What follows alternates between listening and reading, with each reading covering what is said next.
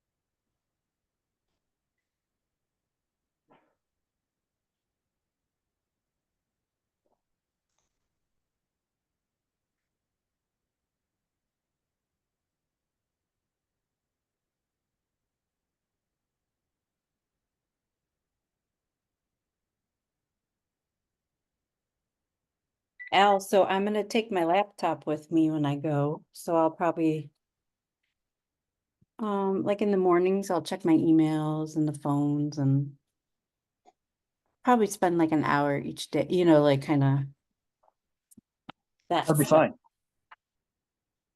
That would be just fine. And I got a great idea from Michelle about the fridge and microwave. So she said to just put it through the office supply company. And then Oh, it goes right to, so that way it goes right to corporate. They'll take the funds, everything. So I'll do that. perfect. I actually measured the cabinet under the coffee maker to see if I could get a fridge that would fit under that cabinet. And I should be able to.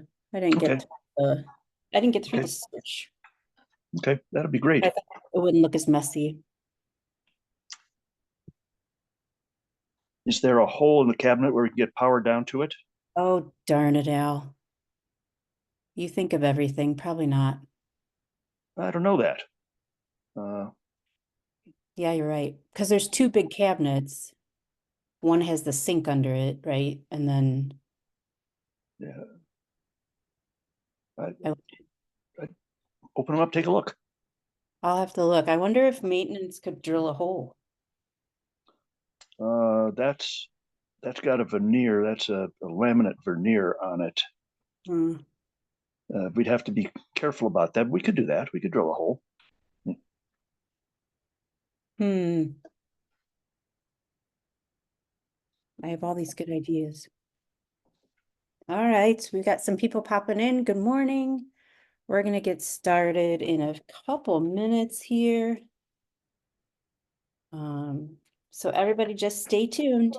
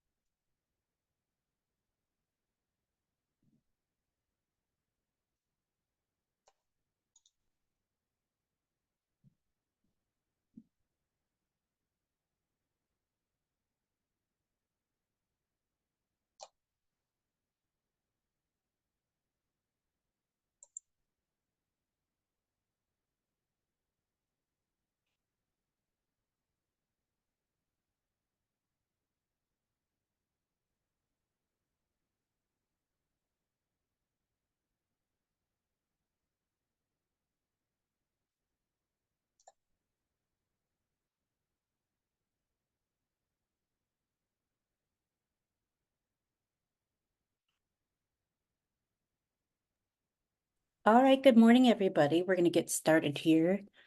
As people trickle in, my name is Laura. I'm going to be in the background today, kind of helping you get your questions answered and keeping track of the chat and the Q&A. So for this workshop, you will be able to raise your hand if you want. You can type a question in the chat. You can also type in the Q&A, and Al will be pausing occasionally to answer those questions, or I'll just interrupt him.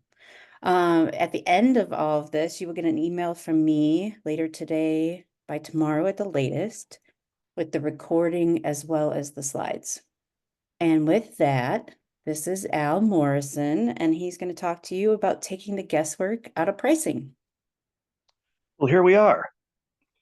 As Laura said, we encourage questions as we go. So please ask them as you go along when that occurs to you, because a good chance that somebody else has the exact same question as you do. So let's do that. And I will also at the very end, if you've got a very specialized individual question, I'll hang around to answer individual questions at the end also. So here we go. What are we going to do today? Talking about SCORE, because I need to give you the commercial on SCORE before we get started. We'll talk about the big picture pricing concepts, how pricing is a strategic marketing tool, differentiation and branding, break-even analysis, and pricing do's and don'ts. So first about SCORE.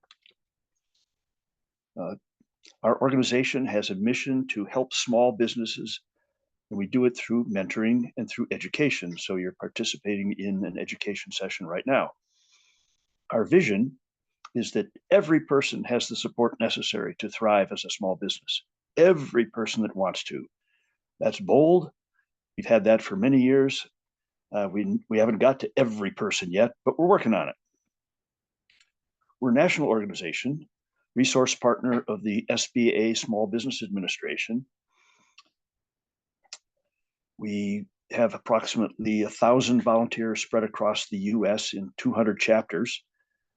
Locally, there's about 45 of us here serving the 5-county area of Portage, Medina, Wayne Summit, and Mahoning counties. And since we started in 1965, we've helped over 55,000 clients. And we intake today about 2.5 clients, new clients, every single business day. So there's a lot of things happening in our 5-county area. As I said, we do two things. We do one-on-one mentoring, counseling, advising, business advice, consulting, whatever term you like. It is free and it's confidential between you and your mentor. If you have a question, that may be a one-time, once and done meeting. I have clients that I've been working with for the 12 years I've been a SCORE advisor. One thing you need to know about the services we provide is think of us as your business coach. And a good coach never touches the ball. So the ball is your business. So you'll run the ball. We'll advise, we'll mentor, we'll coach, we'll yell plays from the bench, help you develop a playbook, but we won't ever touch the ball. But we will advise the heck out of you. We also, as you see now, we're doing workshops. If you check our website, which is akron.score.org, you can find what the current one offered, current websites, current webinars being offered. We do other ones like marketing, starting your own business, planning your business, financial management, not-for-profit basics. There's a whole series that we offer, usually 3 or 4 per month, roughly 1 a week. So check out our website for things you might be interested in. And if you want to schedule a mentor, you can find it again at akron.score.org, or you can call our office. Either way, you can find somebody that will work with you one-on-one, free, and confidentially. So let's talk about pricing concepts. Let's start with the very, very big picture. Every market that you will ever see has 2 dimensions to it that really matter. Across the bottom is the number of potential customers you have, and the price increases as you go up on the left-hand side.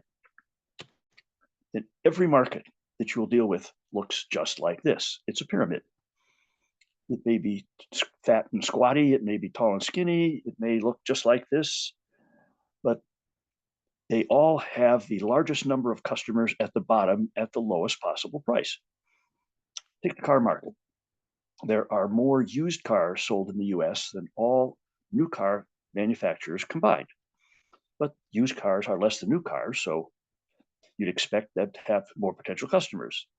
As you go up to in this case, the upper end of the pyramids, you get to the luxury cars, the Cadillacs and the BMWs and the Mercedes and the exotic cars up here, the Lamborghinis and so forth. There are very, very few customers, but the prices is the highest. And the question for today is, where in this pricing pyramid do you want your business to be?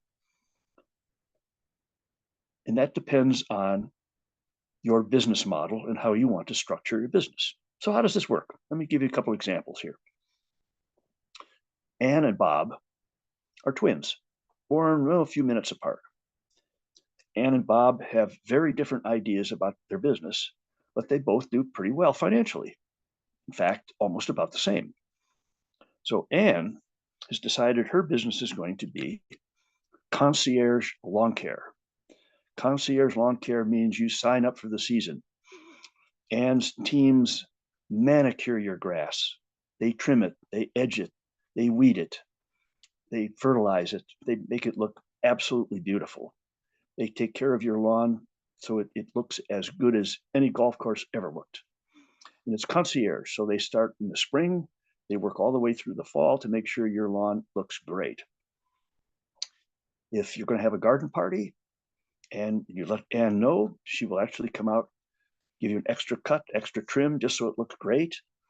If it's been a dry season and your lawn's a reasonable size, she'll fertilize it a couple of weeks before and actually bring a water truck out and water it. So it is beautiful for your garden party. Bob, on the other hand, has a completely different idea of lawn care. He calls his business Bob's Cuts. And that's what Bob does. Bob cuts your grass, period. So his guys show up, lawnmowers come off the truck, cut your grass, lawnmowers go back on the truck, off goes Bob's team. They spend no time manicuring it, trimming it, blowing off the grass off your driveway or your sidewalk. They just cut your grass. That's all they do. Bob, as you can imagine, is much lower priced. Bob has a lot of customers and has very few customers, but both make about the same amount of money. So it's a very, very different business model that they have. And you think down at the bottom in retail, you've got your deep discounters down here at the bottom. Up here, you have your more exclusive retailers, your Neiman Marcus and others down here. Down here would be your Walmarts and Kmarts and Marks in the local Ohio area. So it just depends on where you want to be, and you design your business accordingly, but pricing then becomes a very strategic decision for you.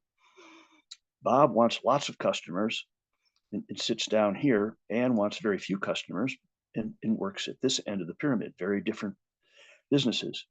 You know, for example, Ann's team all wear logo shirts and demands that the shirts be clean. Ann says, if you've got a dirty shirt, change it. So all of her team has a second shirt in the truck. Bob's guys, if they wear a shirt, it might be yesterday's or the day before's, and it may be clean, it may not be, but Bob doesn't care because Bob just cuts and cares about her image very much. Very different business. Over the wintertime, Ann keeps her team on board. They tear the lawnmowers apart, paint them, clean them, rebuild them, sharpen the blades. And so in the spring, when they're ready to go, the lawnmowers are ready to go. Bob, on the other hand, lays his team off over the winter. And who knows who's going to show back up in the spring. So Bob does no lawnmower maintenance. Ann's lawnmowers start first time every time. Bob's, some of the lawnmowers don't necessarily start, so you got to work on them in the spring to just get them going with a brand new team. The same people will show up time after time, year after year to your lawn if you're with Ann. Bob, you never know who's going to show up. So very different ways of thinking about it, but they both make about the same amount of money. And so the question for you then is, where in this pyramid should you be? So we're going to talk for the rest of our 45 minutes or so about how to make that decision and how you decide that. I would always recommend that you do that in conjunction with a business advisor, somebody that's been there, done that, and be a sounding board, give you some ideas, talk about how that could work. So I'm going to stop, take a breath, and see if anybody has any questions on the whole concept of this market size price pyramid. All right, everybody, if you want to raise your hand or type a question in the Q&A and chat, feel free.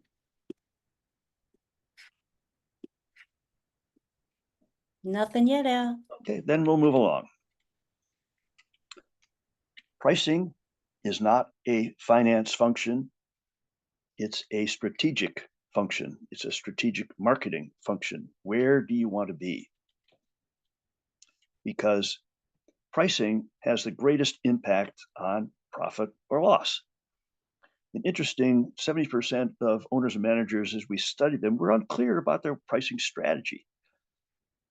If pricing is one of the most important things, why wouldn't you have a pricing strategy? So think about what your strategy is, what your business model is, where in the pricing pyramid you want to be so that you're not one of the 70% that doesn't have any idea. It's a marketing tool, not an accounting function. And that's because price, if you replace the term value with price, that's what customers think of your product. That's how they value your product. And customers value that concierge lawn service. Bob's customers value, they just want their grass cut. So price and value are interchangeable concepts. It's very important that you align price with value, that they're one and the same. And that's a strategic decision, not an accounting function. How might you decide on this? Well, you might want to maximize your profits. You might want to build traffic, get more people coming. You might want to grow. You might want to create loyalty. You might want to increase demand. You might want to support your market position. You want to beat the brains out of competition. You might want to get into the market. You might want to just survive. But all of these things you should talk about because they enter into what that strategic price is going to be. You know, what are you trying to do? What's the purpose for your business? What are you trying to do with that business? So that begins the discussion on how we decide to price. Then you want to look at how you differentiate yourself in the market and how you brand your product. So first question is, do you have direct competitors? And if so, how can you be different? Point 3 says, how do you stand out from your customer? How are you different? And some of the things you can think about, you want to be better than them with a better product. You want to be faster to market. You want to be cheaper. But interesting, you can't have all three. You can't be better, faster, and cheaper.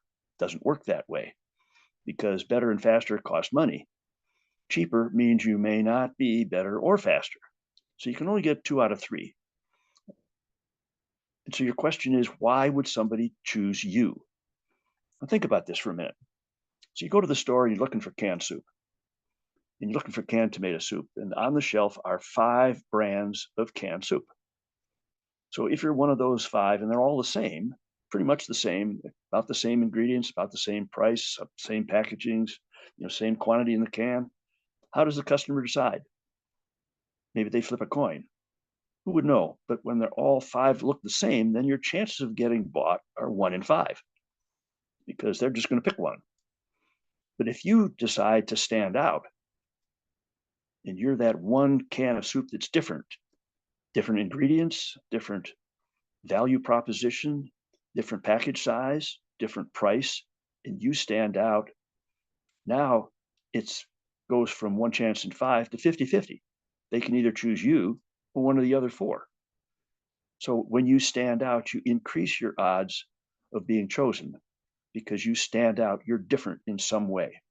So one of the things you want to ask yourself is, how are you different? In the case of Anne, it's concierge lawn care. I mean, she manicures your lawn. In Bob's case, it's we cut your grass and we cut it cheap. So that's how Anne and Bob do it. So your question is, how are you going to stand out? How are you going to do it differently? as you brand your product, which is the name, the image, the reputation, everything, substitute the word promise for brand, because brand is a promise you make. So that what I get first time, second time, next time, every time is exactly the same. It's that uniformity of experience that manages customer expectations so they know what they get. McDonald's, for example, is famous for their French fries. You can go to McDonald's Golden Arches restaurant anywhere in the world, and you will find those French fries taste exactly the same no matter where you go. So that's their brand promise. The same if you buy a package of raspberry jello, you buy that package anywhere. That package of raspberry jello, when you mix it up according to the directions, tastes exactly the same every time.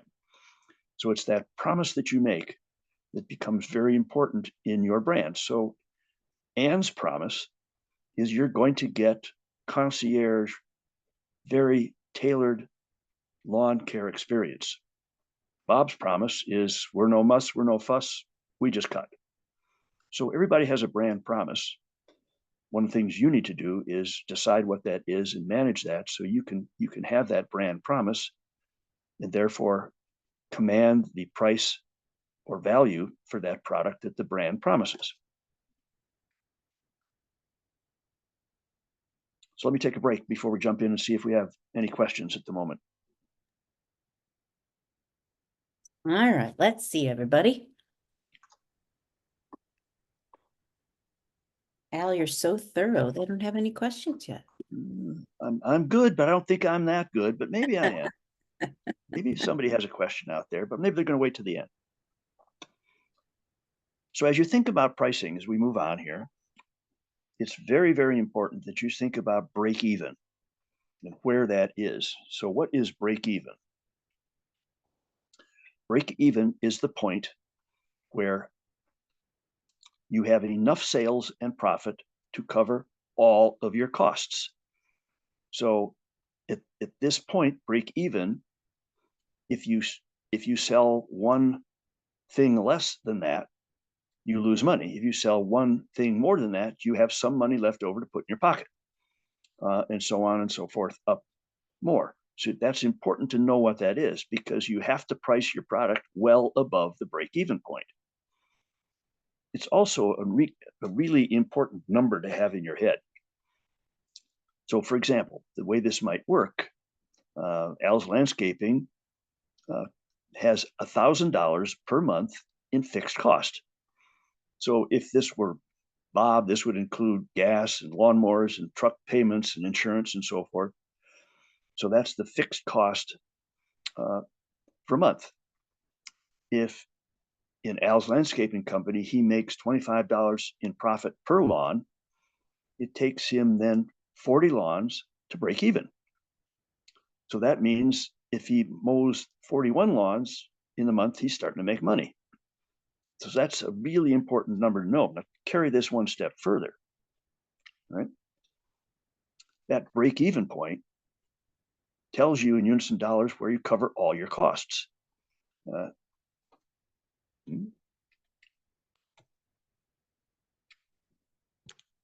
we go. It also tells you what the pricing floor is, that you can't sell your product below that or you're going to lose money. It also tells you how soon you're going to start making money in any given day, week, or month. It tells you the minimum sales volume you need to break even to make money. And you can tell at any instant of time how your business is doing. So if Al needs to mow 40 lawns every month to break even, in a 20-day month, that's 2 lawns a day or 10 lawns a week. So I start cutting lawns. The first day I cut 3 lawns. First day I'm doing all right. Second day I cut 2 more. I'm breaking even. I get to the end of the week and I've cut 14 lawns. I can tell at the end of the week I've made money. So this allows you, with this break-even point, based on your pricing and your cost structure, to know exactly how you're doing day by day, hour by hour if you need to, but certainly week by week and month by month. And that's valuable because if you need to change your price, now's the time to do it.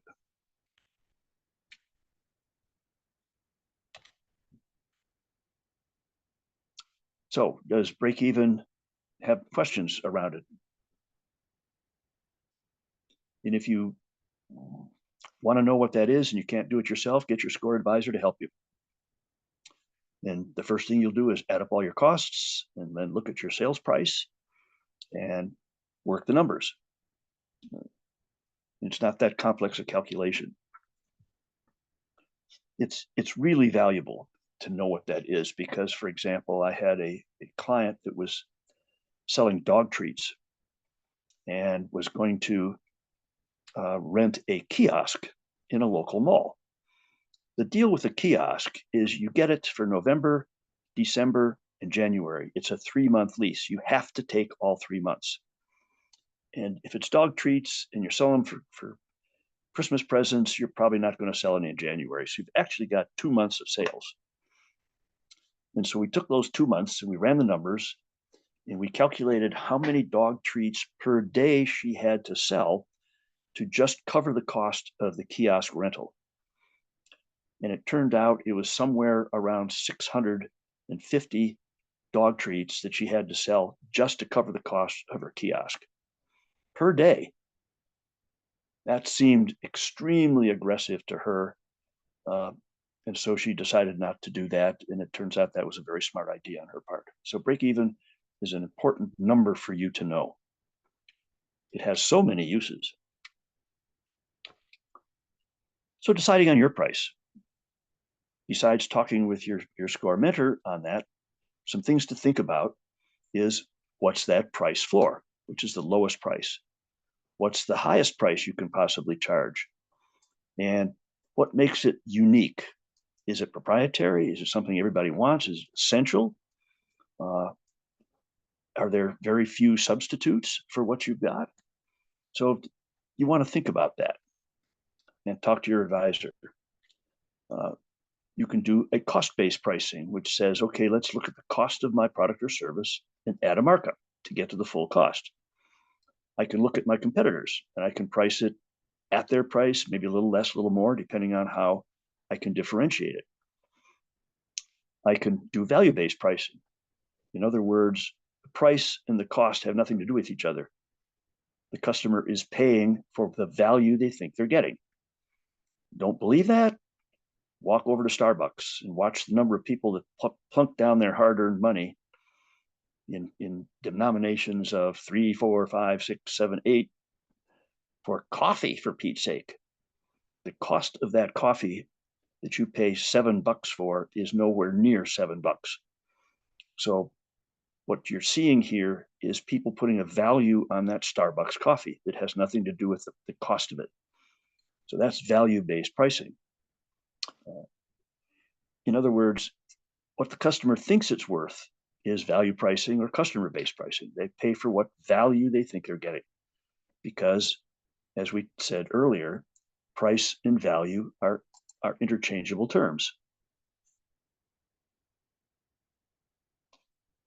A question came in that says, should you include one-time startup costs in break even? No, I would not include those in break even because once you pay them off, they go away. So you don't want to include them. You need to know what they are.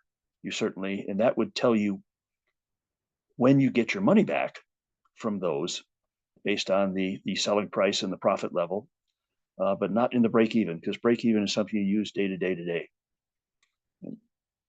And you sooner or later, you're going to pay off those startup costs. So I would not include them. But thank you for that question. Other ways to think about your pricing strategy is, are you trying to get into the market? Do you want to penetrate the marketplace? So you price that a little lower in order to get into the market or increase your share. Skim pricing is when you first bring a product to market, you start high. And as volume builds, you work your way down that pricing pyramid to get more and more volume at a lower price. This plays well in the market because a brand new product that comes out is always exciting. There's a buzz around it. People pay a lot more than they would in the future. But as the product gets to be in common use and everybody's got one, the price comes down. So you can start high and come low, but you can never go low and come up. It's very hard to raise prices. So fundamental to pricing strategy is it's easy to lower your price because people said, oh, used to be $10, it's now $9.50. That's a deal. Whereas if you start at $9.50, you try to go to 10 or 11, it's like, wait a minute, what's different? What has changed? Why do I need to pay more for this? Is it increased in value?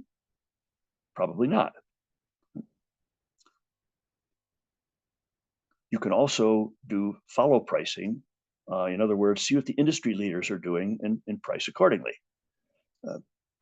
Elastic pricing says we vary the price based on some variable. So for example, standby on an airline pricing is cheaper than reservation pricing. If I want to sit in the airport, take the chance that I can get a seat on an airplane, I may get a lower price for that standby ticket. But I also run the risk of the plane leaving full without me. And depending on what's going on in the world today, everybody that's flying tells me the flights are booked. Some are overbooked. So standby could be very risky. The cruise industry is notorious for doing that the day before the ship leaves, they just drop the bottom out of the price. And they'd stick you in whatever cabin happens to be available because they don't want to leave with an empty ship. That's a great idea if you're willing to sit by the dock and hope the price comes down, then run the risk of the ship sailing without you. Preemptive pricing is to discourage competition from coming into the market. Or bundled pricing or referent pricing is where you bundle things together.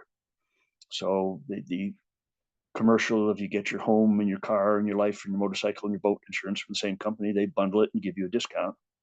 And everybody wins. If you're doing that, you get more volume because people are buying more products and they get a special price for bundling. So it's an everybody wins kind of a scenario. You can, I don't recommend it, do loss leader pricing. You put it below cost to attract people to other products. So grocery stores are notorious for loss leader pricing. They'll put something that everybody wants to buy, coffee maybe, and put it on sale at or below their cost. And what they know for sure is once you walk in and grab that cart, you're not going to go to the coffee aisle, buy coffee and walk out. You're going to buy a bunch of other stuff, all of which have their standard pricing. And so you lose a little bit on the coffee, but you make money on everything else they buy.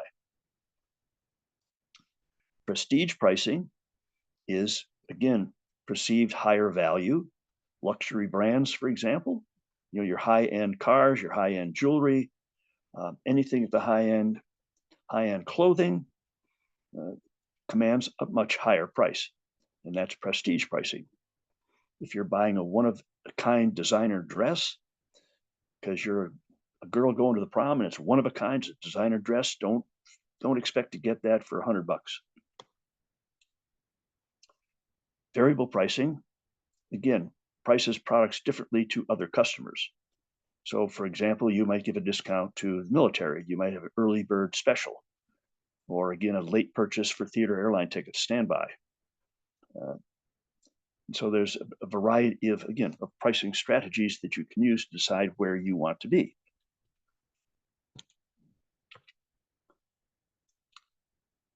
Competitive pricing says let's be somewhere around our competition. If we're exactly the same, maybe it's exactly the same price, or maybe a little more, a little less. Some use everyday low pricing. So they price things to attract people to come in and buy in volume. So if I can make 2 cents on a head of lettuce, but I can sell 500,000 heads of lettuce in a year, that's not too bad a deal. So I may do that just again to attract people to come in and buy my lettuce. You could do seasonal discounting, which is done all the time. Walk into any retail store after Christmas and guess what the Christmas decorations are on sale for? Half off or more. If you have an economy price because you've got an item that is an economy item with no frills, you can price it a little lower. What you'll find is a lot of retailers use the good, better, best strategy in pricing their products. So the way that works is you're going in to buy a blender, and you look at the top of the line blender and it's $600. You said, "Whoa, that's a lot of money for a blender." And you look at the bottom blender and it's $80. You said, "Oh, I don't know if that blender's going to hold up." And the one in the middle, not the best, not the good, but the better, is $225. 90% of the customers will buy that one right in the middle. In fact, if you check, the best one is probably not in stock, nor is the good one in stock, because the retailers know people buy the one in the middle. And there are some cases, again, where you may want to charge a premium price for your product. Why should you charge a premium price? Because Ann per lawn makes more money than Bob does per lawn. So you make more profit with fewer items or services done. You theoretically ought to have better customers because they pay more money. And so your BMW customer would be a little different than maybe a low-priced used car or a Kia customer. Psychology of price works in your favor because people have been told you get what you pay for. And so, like the three blenders, the $80 blender, boy, I don't know if I want to, that sounds pretty cheap to me. I'm not sure it's going to hold up when I try to make peanut butter with it. So the higher price works in your favor. Now, if you're Bob's cuts, all I want is my lawn cut. I don't want any frills. I don't want anything, and that works in Bob's favor.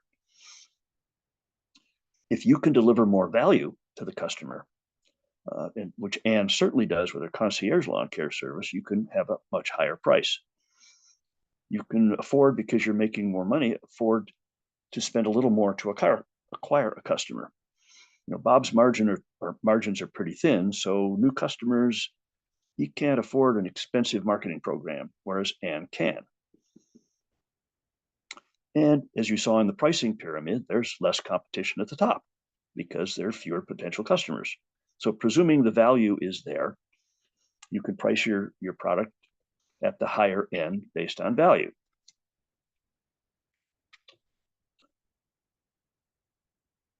So pricing do's and don'ts.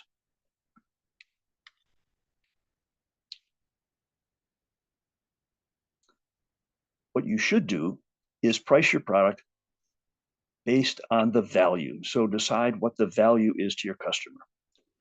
Understand how sensitive that price is to features and benefits. So is it rock solid? Is your product or service rock solid? And there's very little wiggle room there, then price it accordingly. And again, back to ultimate value to the customer. Customer pay for value or perceived value. Enter your Starbucks cup of coffee. And remember, it's always easier to lower the prices, but it's very difficult to raise prices unless you change the value. It can be done, but it's a whole lot easier to lower the price than it is to raise the price.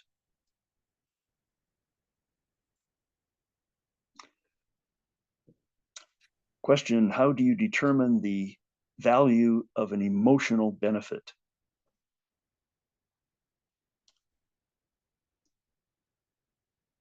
The answer is that would be really, really hard to do.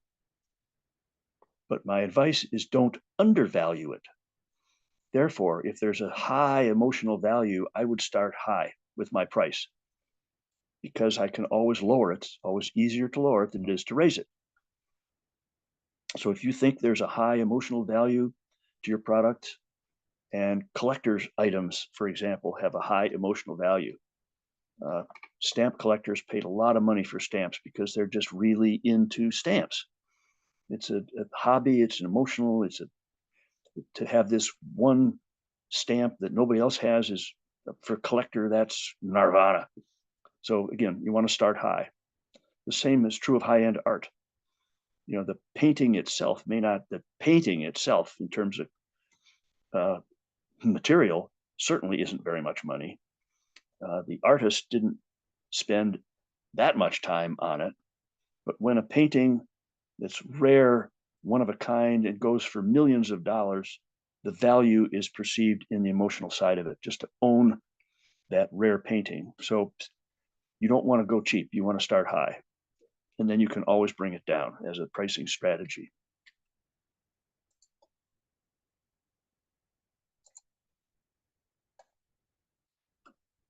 So that's what you do. Price on value, it's always easier to lower your price than raise it. So what don't you want to do? Don't think of prices as static. You can't set it and forget it.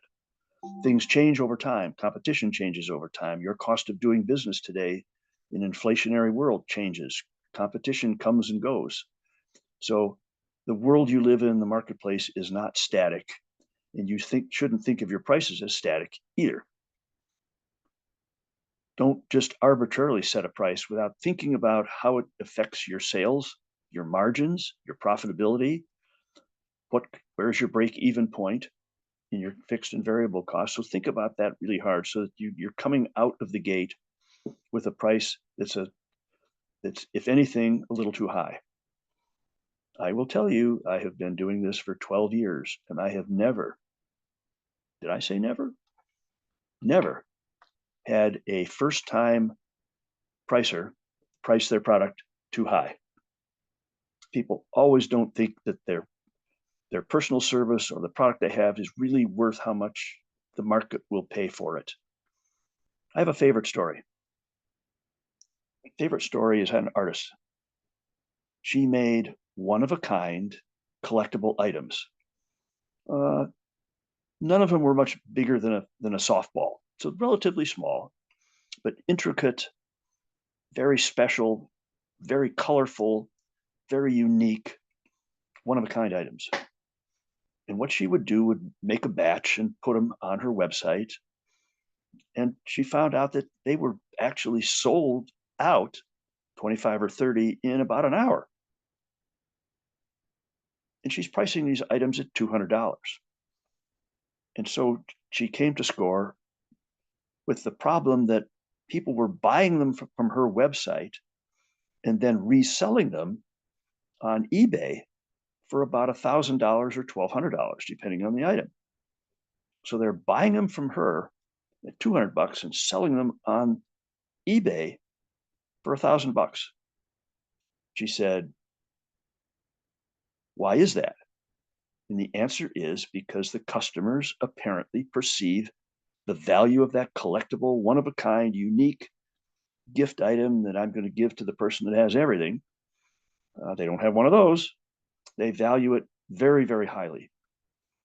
So the question is, what should I do? She says. So we told her, raise the price to $1,000, because that's the value that the marketplace puts on the product.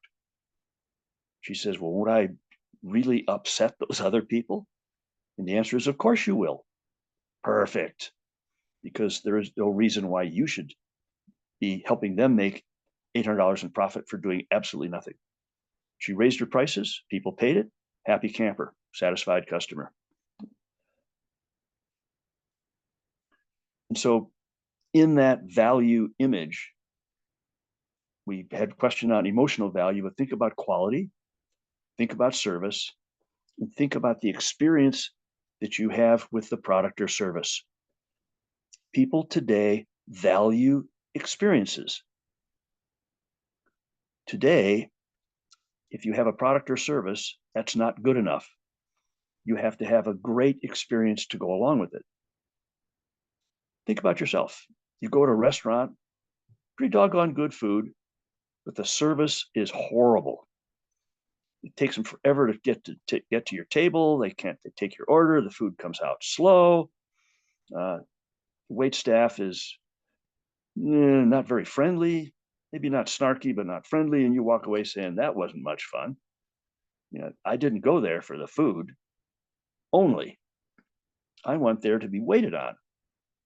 I'm paying a lot of money for a dinner. I want value, and that value comes not in the product, but in the service I get. And if I don't get it, I'm not going back. So people value that experience today, I believe, more highly than they value the actual product or service itself. And if you think about a lift ticket at the Vail Ski Resort, when you go skiing in Vail, the lifts start at 8 in the morning. So by the time you get to the top of the mountain, it's maybe quarter after, 20 after, by the time you get to the top of the mountain. You ski all day. The lifts shut at 4 o'clock in the afternoon, and you need to be off the mountain by 4:30. So if you ski every single minute, you get maybe 8 hours of skiing in. When you ski, you have nothing you take with you. You don't have any product, you don't have any service, you take nothing with you. You come barehanded, you leave barehanded. And think in your mind, how much would you pay for a one-day lift ticket to have that experience of skiing on the Vail Mountain? I looked that up the other day, and a one-day lift ticket on a Monday, this is not the weekend when they're crowded, this is a weekday Monday, $299 for a one-day lift ticket, where you take nothing away with you, only the experience of having done it. So the message here is there is value in the experience. And so I'm done. Thank you for your attention. I'm going to open up for questions. I hate to see you leave, but I'm glad you had a good time while you were here. So thank you very much for coming. Come to some other webinar someday. So Yeah, next week we actually have, not next week, the 15th and 16th, we have one on branding, and then also another one on social media. Is that Brand Camp? Is that Julie with Brand Camp? That is Julie Brand Camp. That's going to be thumbnails that pop, a workshop for social media graphics. And then on Thursday, there's one on Instagram with Heather Taylor. Oh, those are both excellent workshops, and both again run about 45 minutes or an hour. And then Al, you're doing another one. That one is business plans, which is always a popular one. Al will teach you kind of how to do a business plan, what's important in the business plan. SCORE mentors don't actually write your business plan for you, so this is a great workshop. Also on May 22nd, we have somebody coming to do a workshop on insurance and what kind of insurance you might need for your small business or your employees. So any questions, everybody? Any questions on pricing for Al?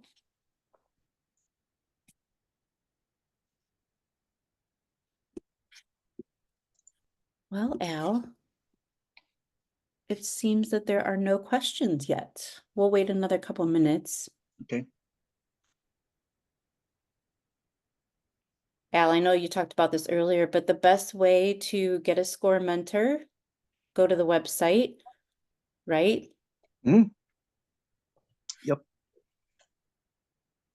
Going to the website, you can actually look through everybody's profiles, the mentors' profiles for Akron. You can even, if you're closer into another area, like say Canton, we have a chapter in Canton as well, and you can look through who's available, what they specialize in, and that helps you find a person that's perfect for you. If you put in a request online and get somebody assigned to you, put in details on what specific you're looking for. If you're looking for pricing help or startup help, advertising, marketing help, and that helps them match you with the appropriate person. Yep. Or just take potluck. Or yeah, everybody does great. All right, well, I don't see any questions coming in, so I will send out an email later today or tomorrow with the slides and this video. You're welcome, So, Jill. Got to thank you. yes, you did. Mm-hmm. All right, everybody. Thanks for joining us. Thank you much. Thanks. Have a good day. Wonderful day.